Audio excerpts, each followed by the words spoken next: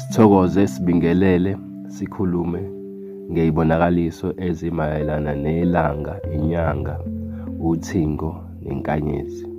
Uma uboniswa inyanga igcwele, kusuke kubika isimo senhlanhla enkulu.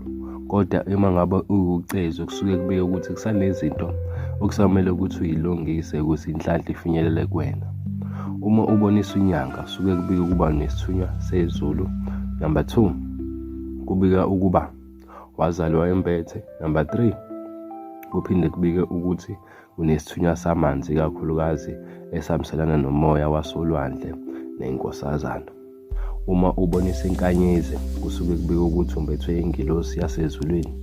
Lapho usuke uzoba umthandazi omkhulu, umfundisi, umholi webandla. Lo moya uhamba nomoya wokuhlabelela, ukukhuleka, ushumayela, ukuphilisa nje abantu ngomthandazo.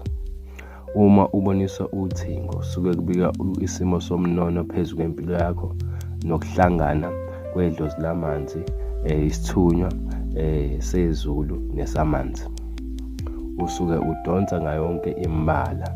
Nalo uthingo lenkosazana lisuke libika ukuba uhamba nesithunywa okanye idlozi elihambisana nesimo senkosazana yamanzi.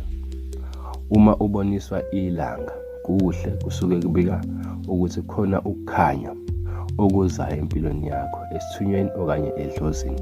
Kodwa uma ngabe likhanya bese liyashisa kakhulu, kusuke kubika ulaka. Ilanga lihambisana nesithunywa sezulu nabantu basalangeni.